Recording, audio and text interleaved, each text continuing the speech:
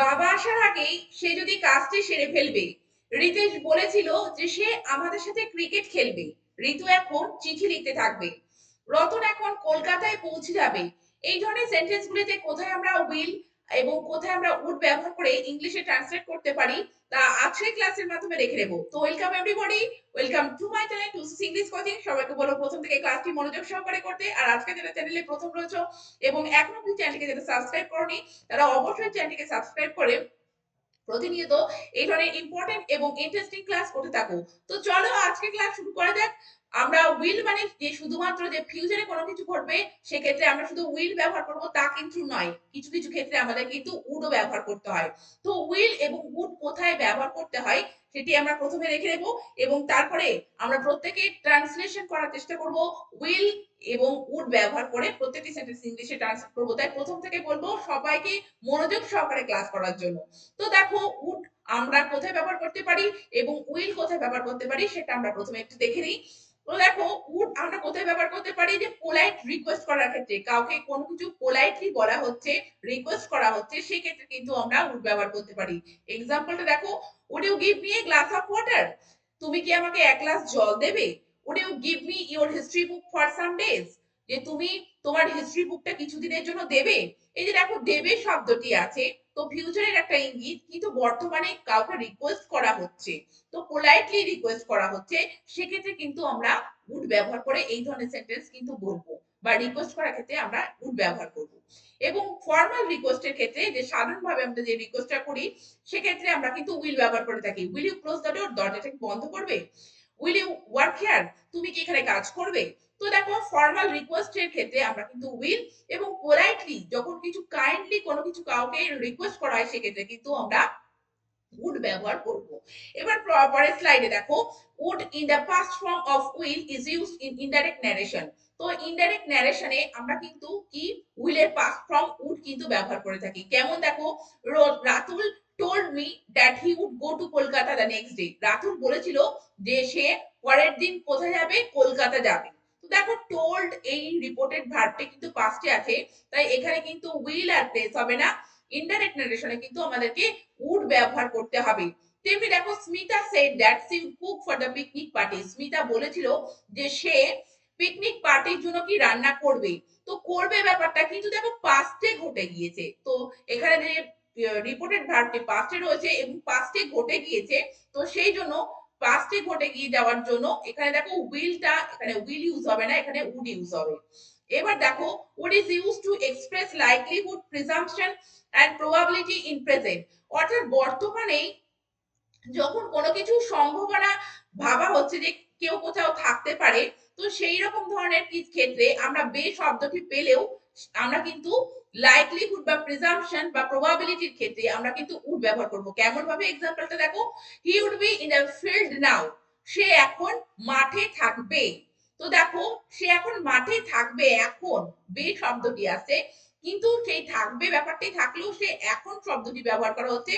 তো এই যে গেস করা হচ্ছে, তো এবং গেস করা হচ্ছে প্রেজেন্টেই, সেই জন্য কিন্তু দেখো এখানে কিন্তু উড ব্যবহার করতে হবে। তেমনি দেখো he would be in the club at this time, এই সময়ে সে ক্লাবে থাকবে। তো দেখো এই বে শব্দটি থাকলেও কিন্তু এই সময়ে তার জন্য কিন্তু এই যে গেস করা হচ্ছে যে একটা প্রবাবিলিটি রয়েছে, এবং গেস করা হচ্ছে যে সে এই সময় থাকবে, এই সময়টা উল্লেখ করা হচ্ছে, তার জন্য কিন্তু উড ইউজ করে আমাদেরকে এই ধরনের সেন্টেন্স কিন্তু এইভাবে বলতে হবে। এবার দেখো উইল কোথায় আমরা ইউজ করতে পারি। উইল হচ্ছে ফিউচার টেন্সে আমরা ব্যবহার করব, যেটি এখন ঘটছে না ভবিষ্যতে ঘটবে, সেই ক্ষেত্রে আমরা কিন্তু উইল ব্যবহার করতে পারি। এক্সাম্পল দেখে নাও তাহলে তোমরা সহজেই বুঝতে পারবে। স্মৃতি will be in Kolkata next Sunday. তো দেখো নেক্সট সানডে মানে পরের রবিবারে স্মৃতি কোথায় থাকবে, কলকাতায় থাকবে। তো দেখো এখানে কিন্তু উইল বিটা ইউজ করে সেন্টেন্সটিকে এইভাবে বলা হয়েছে। পরেরটি দেখো, she will go to school tomorrow, সে আগামীকাল কোথায় যাবে, সে আগামীকাল স্কুলে যাবে। তো দেখো আগামীকাল, তো আজকে নয় আগামীকাল, সেক্ষেত্রে কিন্তু দেখো টুমরো শব্দটি আছে এবং উইল এখানে ইউজ করতে হবে। পরেরটি দেখো, she will be reading the book then, সে তখন বইটি পড়তে থাকবে। এই যে ভবিষ্যতের কথা বলা হচ্ছে, সে পড়তে থাকবে তখন। তো দেখো ফিউচার এখানে ফিউচার কন্টিনিউয়াস টেন্স ইউজ করা হয়েছে। তো ভবিষ্যতে কোনো কিছু যখন কোনো কিছু ঘটতে থাকবে বা ঘটবে বোঝাবে, সেক্ষেত্রে কিন্তু আমরা উইল ব্যবহার করব। কিন্তু উড কোথায় ইউজ করব? উডে ভবিষ্যতের কথা থাকবে, কিন্তু যখন সেটা প্রেজেন্টে বলা হবে বা পাস্টে বলা হবে, সেক্ষেত্রে কিন্তু আমরা উড ব্যবহার করব। যেমন হি উড বি প্লেইং নাও, সে এখন খেলতে থাকবে। তো সে এখন খেলতে থাকবে, এই যে বোঝানো হচ্ছে এখন শব্দটি নাও। তো প্রেজেন্টে ফিউচারের কথা বোঝানোর জন্য কিন্তু আমরা উড ব্যবহার করব। তেমনি পাস্টেও ফিউচারের কথা বোঝানোর জন্য আমরা উড ব্যবহার করে থাকি। কেমন? Ramu would have played cricket, Ramu cricket খেলে থাকবে। তো রামু ক্রিকেট খেলে থাকবে, যে বে শব্দটি আছে, তবুও যে পাস্টের ঘটনা, পাস্টে ফিউচারের কথা বলা হচ্ছে, তার জন্য কিন্তু উড হ্যাভ ইউজ করে আমাদেরকে এই ধরনের সেন্টেন্স কিন্তু এভাবে বলতে হবে। তো চলো এবার আমরা ট্রান্সলেশন করতে শুরু করি। তোমরা প্রত্যেকে চেষ্টা করতে থাকো। তুমি কি আমার সাথে খেলার মাঠে যাবে? তো একটা দেখো কাইন্ডলি পোলাইটলি রিকোয়েস্ট করা হচ্ছে, তাহলে সেন্টেন্সটিকে কিভাবে বলবে বলো? Would you go to the playground with me?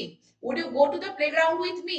তো এখানে দেখো উড ব্যবহার করে, যদিও যাবে শব্দ আছে, কিন্তু এই মুহূর্তে বলা হচ্ছে এবং পোলাইটলি রিকোয়েস্ট করা হচ্ছে, সেক্ষেত্রে কিন্তু উড ব্যবহার করে আমাদেরকে বলতে হবে। পরের সেন্টেন্সটি দেখো, রিতেশ বলেছিল যে সে আমাদের সাথে ক্রিকেট খেলবে। তো বলেছিল ব্যাপারটি অলরেডি হয়ে গিয়েছে।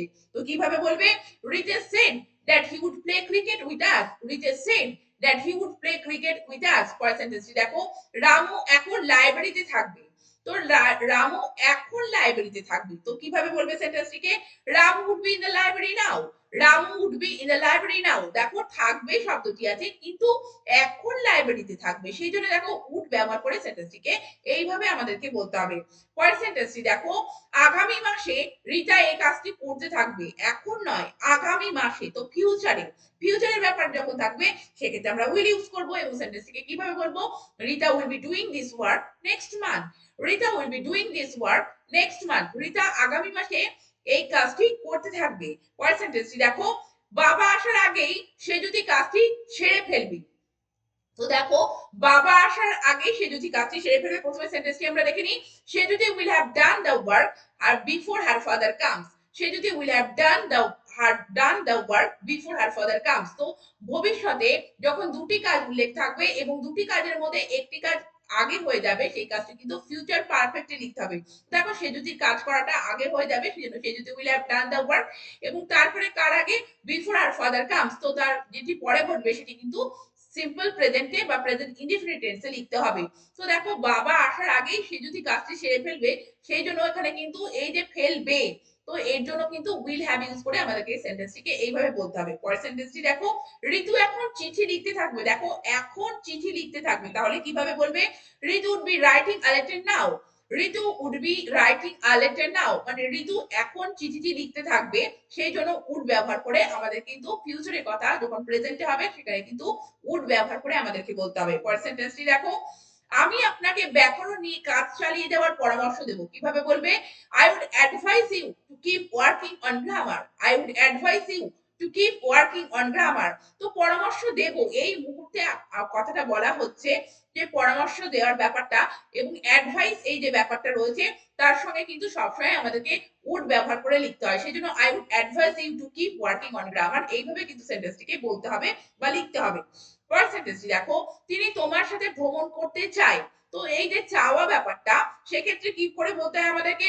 তিনি would like to travel with you. তো তিনি নয়, তিনি, তিনি তোমার সাথে ভ্রমণ করতে চায়। তো তিনি would like to travel with you, সে তোমার সাথে যেতে চায়। তো he would like to go with you.